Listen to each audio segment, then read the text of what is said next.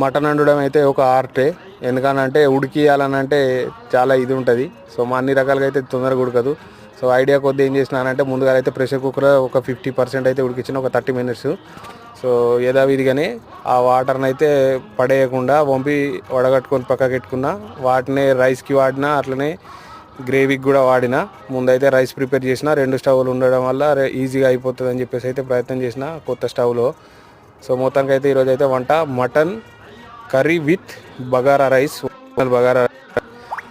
Original bagara rice అని ఎందుకంటున్నా అంటే చిన్నప్పుడు అయితే పెళ్ళిళ్ళ దగ్గరికి వెళ్తే బగారా అన్నంలో వాస్తవానికి మటన్ వేసినా ఏది వేయకున్నా అన్నంలో మాత్రం బఠానీలు రావాల్సిందే. బఠానీలు రాకపోతే బాధపడేది. సో బఠానీలు అయితే వేసి బగారా అన్నం వండిన. మటన్ అయితే యమ్మీగా కుదిరింది.